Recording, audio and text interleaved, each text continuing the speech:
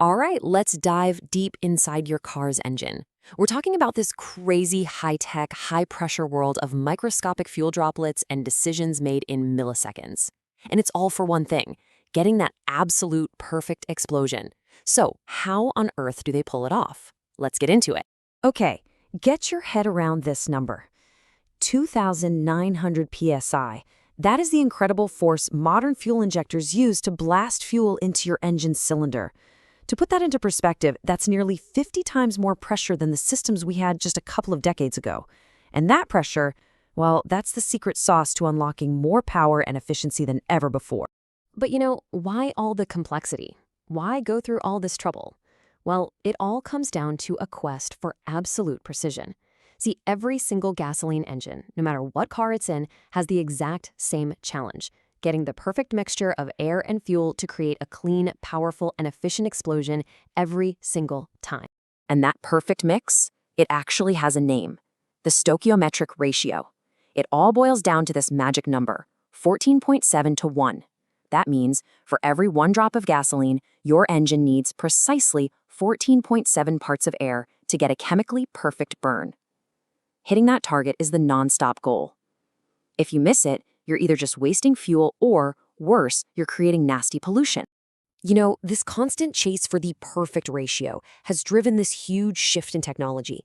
It's really a story of moving us from a world of, crude mechanical guesswork to one of hyper-precise digital control. And the best way to see this leap is to look at what we used before. For decades, engines had carburetors. Now, they were simple, sure, but they were basically just guessing, using air pressure to kind of slosh fuel into the engine. They just couldn't adapt. Fuel injection, though, that completely changed the game. It uses a computer and these tiny electronic nozzles to spray the exact amount of fuel needed for any situation.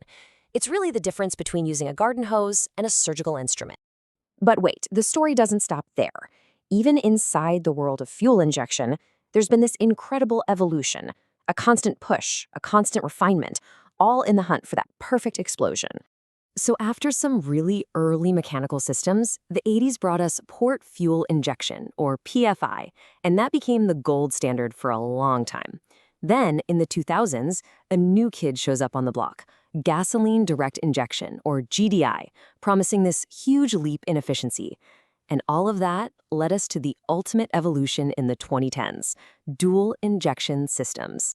With port fuel injection, the most important thing is where the fuel gets sprayed. Instead of going right into the cylinder, it's misted into the air before it gets there. Now, this creates an accidental but totally vital side effect.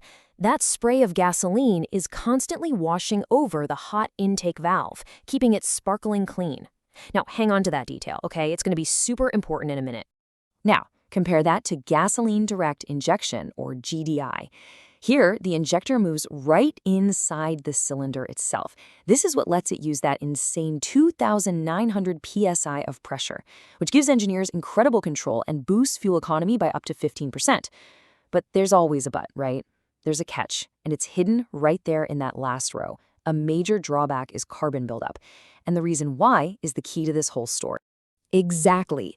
This is the hidden flaw, right? The big engineering puzzle that came along with all of GDI's awesome benefits. If you're now spraying the fuel directly into the cylinder, what happens to those intake valves that aren't getting that constant gasoline shower anymore? And here's your answer: carbon buildup. Tiny little bits of oil vapor, which are a totally normal part of any engine, just get baked onto the super hot intake valves. And over thousands and thousands of miles, this carbon gunk just builds up, choking off the airflow, strangling the engine, and hurting both performance and efficiency. So GDI solved one big problem, but it created a whole new one. So how did engineers solve this puzzle?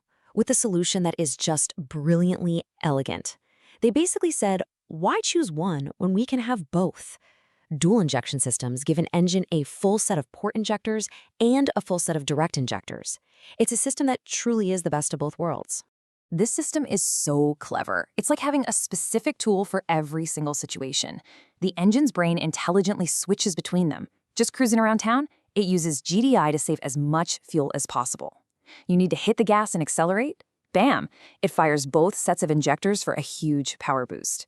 And when you're just cruising on the highway, it switches over to the PFI system for one critical job: washing those intake valves clean. It's just a perfect solution. So, we've mentioned the engine's brain a few times. Let's actually talk about the mastermind behind this whole operation, the engine control unit, or ECU. This little computer is what makes everything possible. Honestly, this analogy is perfect. If the ECU is the brain, then all the dozens of sensors are its nervous system. They are constantly feeding the brain information: airflow, temperature, how far your foot is on the gas, just feeling every little thing the engine is doing in real time. And this brain runs a continuous 3-step loop, hundreds of times every single second. It's amazing. First, it listens to all the data pouring in from its sensor network. Second, it calculates the exact amount of fuel it needs to hit that perfect 14.7-to-1 ratio. And third, it commands the injectors to open for just a few tiny milliseconds. Listen, calculate, command. Over and over and over. A relentless cycle of digital perfection. So after all this incredible engineering, what's the bottom line? What does it actually mean for you, the person behind the wheel? How does this whole quest for the perfect explosion actually translate into the real world? The payoff is really simple. With a dual injection system, you get the best of everything. You get high fuel economy because of the precision of GDI, you get high engine power when you want it, and you get high valve cleanliness from the PFI system, which means great long-term health and performance. There are literally no compromises. I mean, what we've really seen here is this incredible journey. We've gone from simple mechanical guesswork to this intricate, high-pressure dance of digital commands, all happening thousands of times a minute, all in the pursuit of one single, perfect explosion. It really makes you wonder, doesn't it? Now that engineers have achieved this unbelievable level of microscopic control over fuel, what's the next frontier? What's the next part of the car that's ready for its own digital revolution? That is something to think about. Thanks for joining me for this one.